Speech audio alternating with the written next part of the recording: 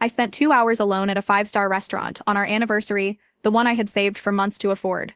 New dress, nails done, hair curled. I even used the fancy perfume he liked. I sat there like an idiot, defending him to the waitress while he ignored every one of my calls. And when he finally showed up, it was not with flowers. It was with his friends, laughing. "Told you," he said, loud enough for everyone to hear. She waited, like a pathetic little puppy. They laughed in my face. After I paid off his $12,000 car loan. That is the moment something snapped. And if you have ever been humiliated like that, made to feel like you are nothing by the person you gave everything to, tell me what city you are watching from right now in the comments. Let me know if this sounds familiar. Let me start from the beginning, because you need to understand exactly how I got to that moment. How someone who used to have self-respect ended up waiting 2 hours for a man who saw me as nothing more than a walking ATM with benefits.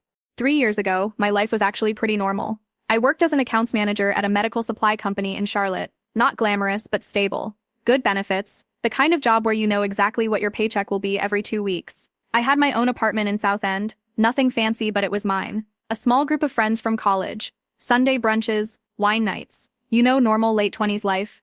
Then my upstairs neighbor decided to go to Miami for a long weekend and left their bathroom faucet running. The entire weekend. Who does that? I came home from work on a Monday to find my ceiling caving in and everything I owned soaked through. The property management company said repairs would take at least 3 weeks, so I had to crash at my brother Marcus's place in Ballantyne.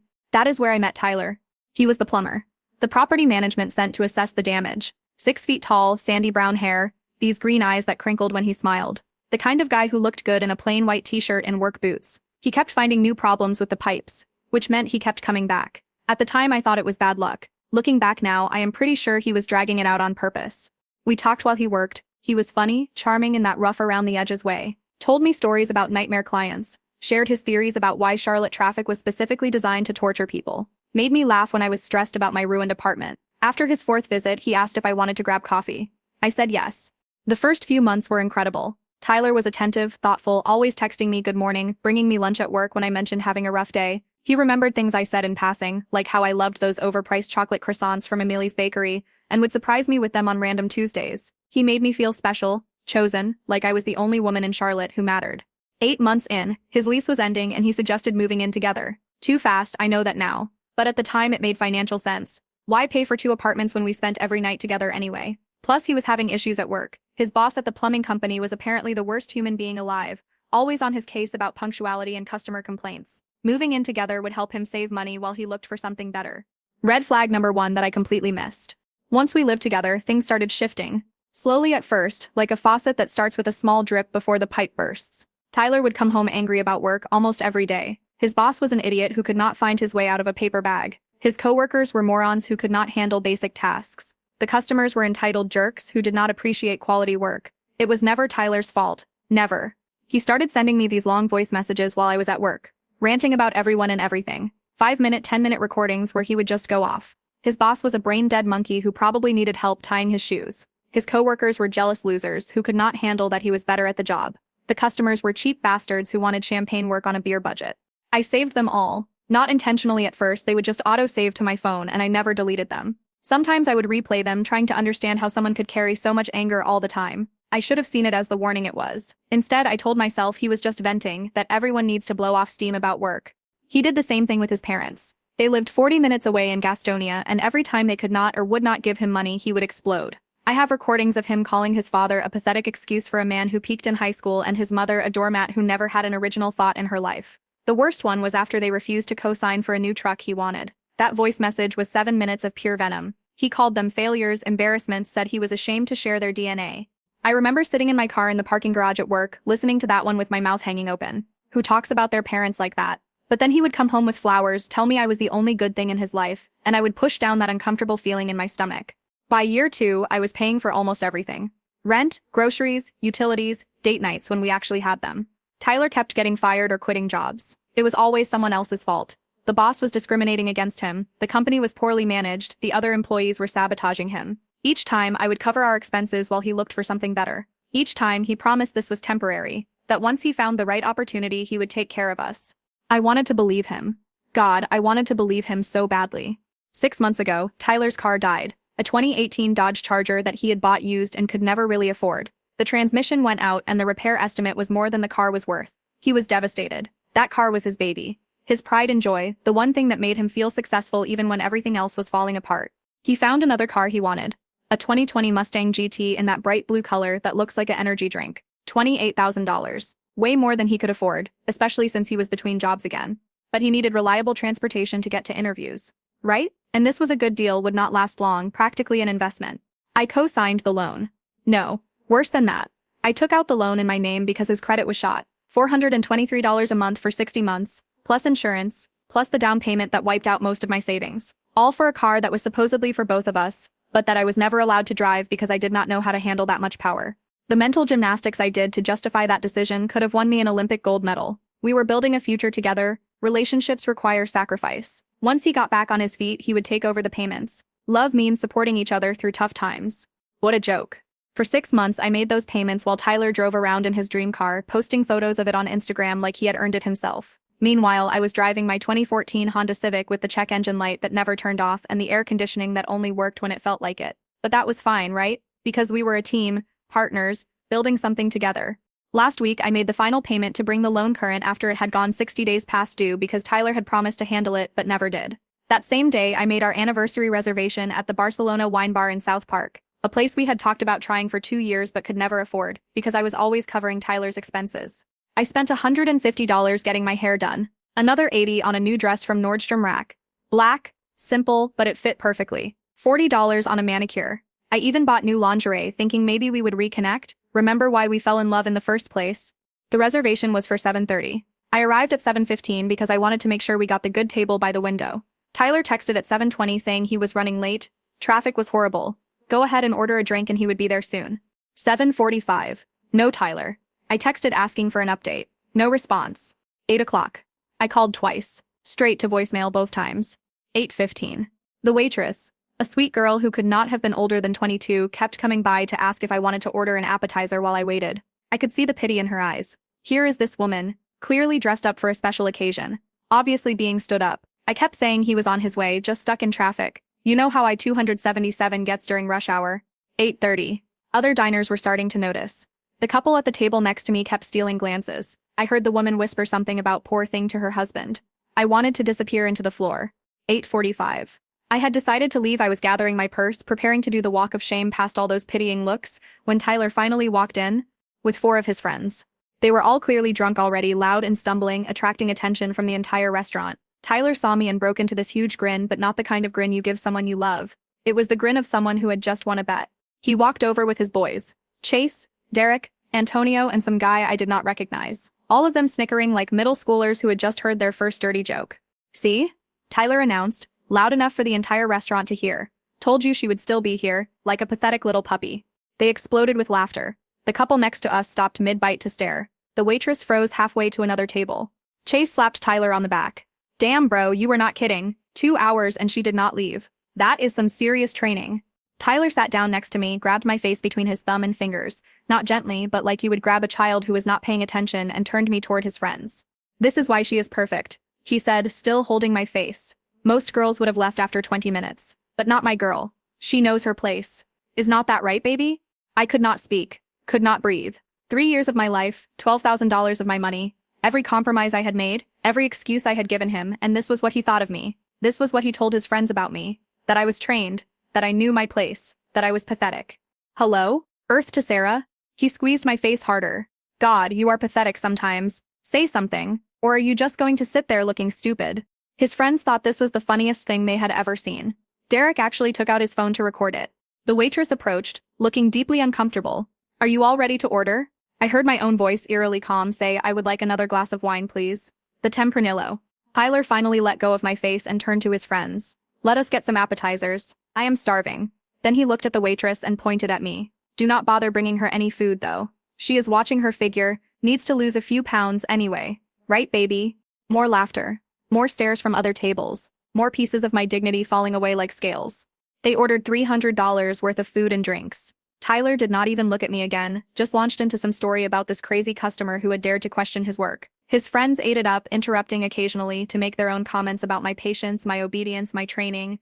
After my wine arrived, I took one sip, set it down carefully, stood up and said I needed to use the restroom. Tyler waved me off without even looking, too busy explaining why his latest boss was an idiot who did not recognize talent when he saw it. In the bathroom, I locked myself in a stall and stood there for 5 full minutes. Not crying, not shaking, just existing in this moment of perfect clarity. Like when you have been trying to solve a puzzle for hours and suddenly you see exactly where every piece goes. I was done. Not angry done where you make a scene and storm out. Not sad done where you cry and beg for an explanation. Just done. Like when you finally throw out that plant you have been trying to keep alive for months even though it has been dead for weeks. I took out my phone and scrolled through my saved voice messages. Dozens of them. Tyler calling his boss every name in the book. Tyler describing in detail how he was going to report the company for imaginary safety violations. Tyler explaining how his parents were worthless humans who deserved to die alone. Tyler bragging to someone about how he had trained his girlfriend to pay for everything without complaining. I had saved them all. Every single one. If this is hitting a little too close to home, if you have ever ignored your gut feeling because you wanted to believe someone would change, do not forget to like this video. It really does help me reach other women who might need to hear this story. I texted my best friend Lauren, "Need you to pick me up at Barcelona Wine Bar in 15 minutes. We'll explain later." Then I walked back through the restaurant, stopping at the hostess stand instead of returning to the table. Tyler and his friends were too busy laughing at their own jokes to notice me talking to the waitress, paying for my 2 glasses of wine and only my wine, with cash. I told her the gentleman would be covering the rest of their substantial bill. I walked out the front door just as Lauren pulled up, got in her car, blocked Tyler's number before he could even realize I was gone and asked her to just drive. It took Tyler 45 minutes to notice I had left. I know because that is when the calls started coming in from his friends' phones. Chase, Derek, Antonio, all of them blowing up my phone. I did not answer any of them. Instead, I sat in Lauren's apartment drinking tea and making lists. I am excellent at lists. It is how I organize everything at work, how I manage complex accounts, so I made a list of everything I had access to. Tyler's email. I had set it up for him when he was job hunting, because he kept forgetting his password. His Google Drive linked to the email I managed. His Instagram. Logged in on my laptop because he could never remember that password either. His banking app because I had been making his car payments. Our shared streaming services, Netflix, Hulu, Spotify, all in my name, all paid for by me. The apartment lease in my name only, thank God. The car loan. In my name. Unfortunately. But that could be dealt with. By midnight, Tyler had left 23 voicemails. They started angry. "Where the hell did you go? You left me with a $1,000 bill." Then shifted to fake concern. "Baby, I am worried about you. This is not like you. Just let me know you are safe." Then back to anger. "This is really immature. You need to grow up and talk to me like an adult." Finally, desperation. "Please, I am sorry if you took it the wrong way. It was just a joke. The guys were giving me a hard time about being whipped and I had to show them I was not. You understand, right?" "No, Tyler. I do not understand." But I was about to make sure everyone else did. The next morning, after 3 hours of sleep and 2 pots of coffee, I started with the car. I called the bank and explained that I needed to report fraud on the loan. The customer service representative was incredibly helpful when I explained that I had been coerced into taking out a loan for someone else who was now refusing to make payments. "Do you have any documentation of this?" she asked. I sent her screenshots of text messages where Tyler admitted the car was his, not mine. Voice recordings where he bragged to his friends about getting me to pay for his ride. The bank said they would investigate and potentially reverse the most recent payments while determining next steps. While I was dealing with the bank, Tyler showed up at my apartment. I watched him on my doorbell camera standing there with grocery store flowers and what looked like a hangover. He rang the bell 15 times. Started calling through the door about how sorry he was, how it was just a joke that got out of hand, how his friends were idiots who brought out the worst in him. My neighbor across the hall, Mrs. Chen, threatened to call the police if he did not leave. God bless that woman. She had never liked Tyler. Always said he reminded her of her good-for-nothing ex-husband. After Tyler finally left, I opened his Google Drive. I was not snooping. Everything was right there, organized into folders. Work stuff, personal, voice notes, pictures. The voice notes folder was a goldmine of terrible behavior. Recordings of conversations with his friends about other women he was talking to. A 20-minute rant about how his parents were genetic failures who should not have been allowed to reproduce. Multiple recordings of him discussing ways to get back at his various bosses for imagined slights. But the pictures folder. That is where I found the real betrayal. Screenshots of conversations with a woman named Jessica. Selfies she had sent him. Pictures of them together at what looked like a work happy hour. His arm around her waist, both of them grinning at the camera. The photos were dated 2 months ago. While I was paying his car payment, while I was buying our groceries, while I was lying next to him in bed, believing we were building a future together. I did not cry. I did not scream. I just added it to my list of things to deal with. Next. I went through his email. Tyler had been sending resumes out, which was good. What was not good were the emails where he had lied about his work history, claimed to have certifications he did not have, and listed me as a professional reference without telling me. There were also emails with Jessica, flirty ones, making plans to meet up, complaining about his roommate situation, that is what he called me, his roommate, and how he was planning to get his own place soon. 3 years. $12,000. Countless sacrifices. And I was just a roommate situation he was planning to escape. I made a decision. Tyler wanted to play stupid games. He was about to win stupid prizes. First, I forwarded select voice recordings to his current boss. The ones where Tyler called him a mongoloid who probably needed assistance getting dressed in the morning and described in vivid detail all the ways the company was supposedly violating OSHA regulations that did not actually exist. Then I sent his parents the recordings where he called them failures, embarrassments, genetic mistakes. I included a brief note. I thought you should know how Tyler talks about you when you are not around. I am sorry you had to find out this way. For Jessica, I took a different approach. I sent her screenshots of Tyler texting me about loving me and wanting to work things out, dated the same days as their flirty exchanges. Subject line: you might want to know who you are really dealing with. Then I systematically went through every account we shared, changed every password, removed his access to everything, canceled the streaming services, removed him as an authorized user on my credit cards, not that he had ever used them for anything other than buying himself things anyway. The car was trickier. It was in my name, but he had possession of it. I called the bank back and explained the situation more fully. They suggested I report it stolen if he refused to return it. I said I would think about it. By that afternoon, the dominoes started falling. Tyler's boss called him in for an emergency meeting. According to the furious text Tyler sent from his friend's phone, he was put on immediate suspension pending investigation. Apparently, calling your boss a mongoloid in recorded messages is frowned upon in professional settings. Who knew? His parents called him in tears. His mother could barely speak through the sobbing. His father, who Tyler had called a pathetic excuse for a man, would not speak to him at all. Jessica sent me a thank you message. Turns out, Tyler had told her he was single, living with a roommate he barely knew. She had no idea he had a girlfriend. She was disgusted and grateful I had told her. By evening, Tyler was in full panic mode. He sent messages from every phone he could access. His friends, his cousin even created new social media accounts to contact me. The messages ranged from apologetic to threatening to completely unhinged. You destroyed my life over a joke. I will sue you for defamation. Please. I am sorry. I need that job. My parents will not talk to me. Jessica blocked me because of you. I have nowhere to go. You are going to regret this.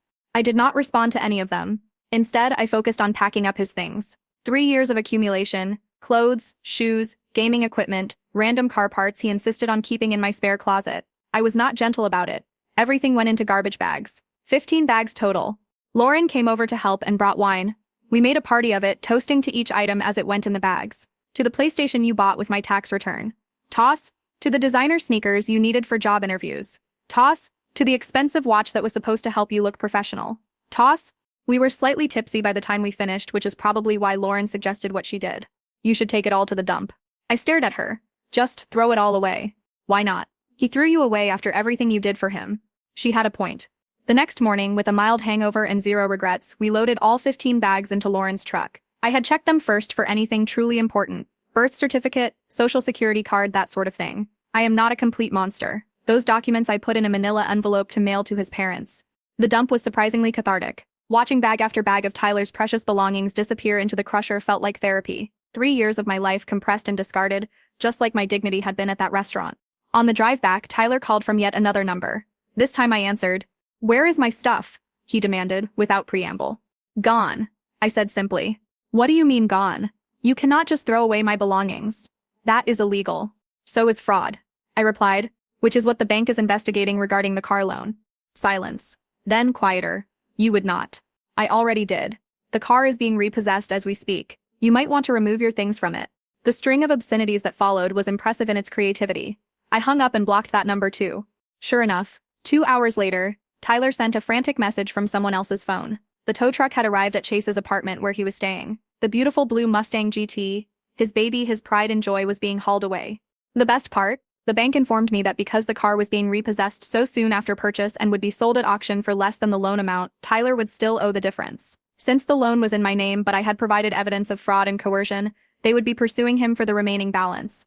His work situation got worse. The suspension turned into termination when HR found other issues. Apparently, the voice recordings I sent were just the tip of the iceberg. Tyler had been falsifying timesheets and taking equipment home. Without a job and with a fresh termination for cause, his prospects were not looking great. His parents, after hearing how he really felt about them, cut him off completely. No more emergency loans, no more Sunday dinners, no more safety net. His mother sent me a message thanking me for opening their eyes, saying they had no idea they had raised someone capable of such cruelty. Even his friends started distancing themselves. Chase kicked him out after Tyler failed to contribute to any bills. Derek stopped returning his calls after Tyler asked to borrow money one too many times. The friend group that had laughed at his little puppy joke was nowhere to be found when the puppy bit back. A month later, I had moved to a new apartment. Nothing fancy, but it was in a better neighborhood, and more importantly, Tyler did not know the address. I had also changed my phone number, deleted my social media accounts, and started fresh. I adopted a cat from the shelter, a beautiful tortoiseshell named Mochi who hates men with a passion that makes me wonder what her story is. She sleeps on Tyler's side of the bed, which feels like poetic justice.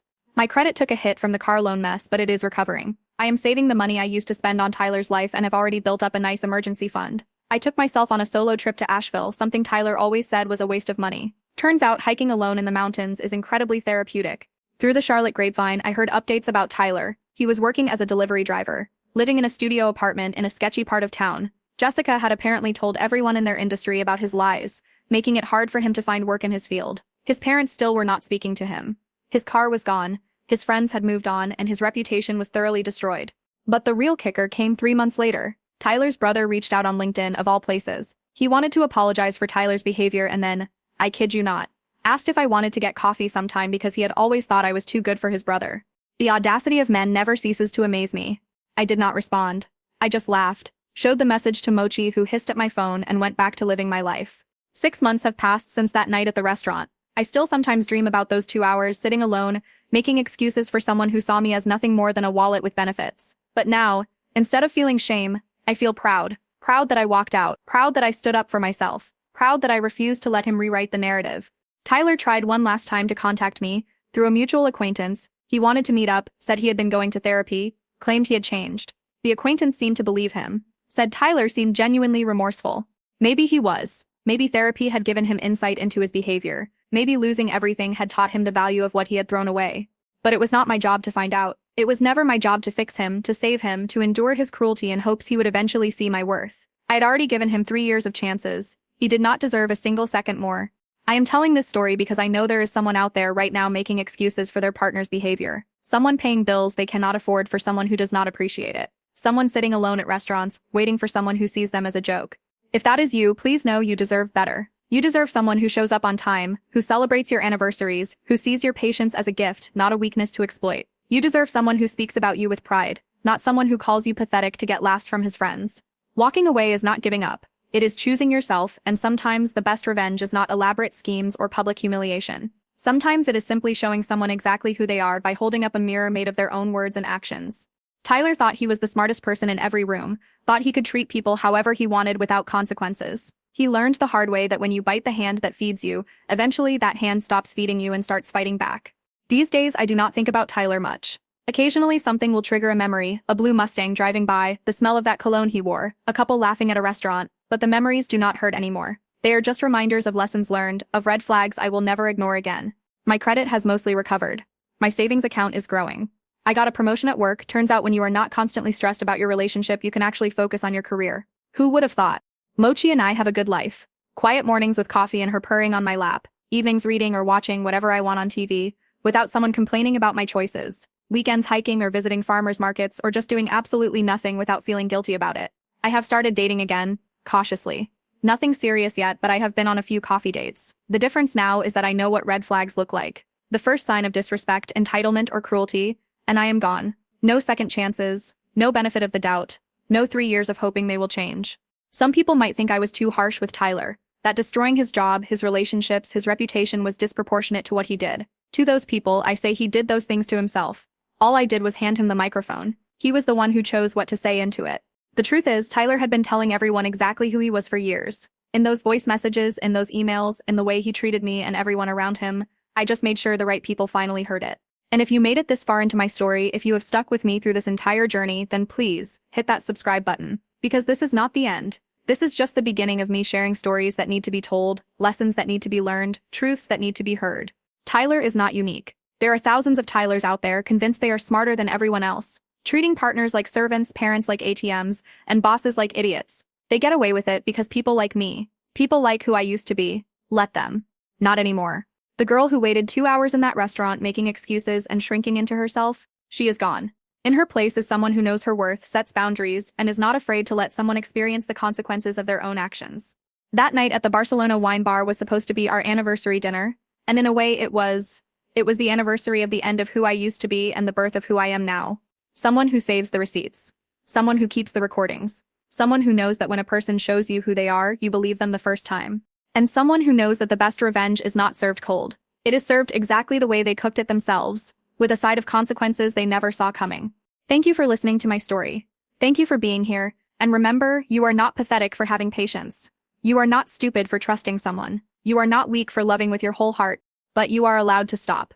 You are allowed to walk away. You are allowed to choose yourself. And sometimes you are allowed to take their stuff to the dump. Literally.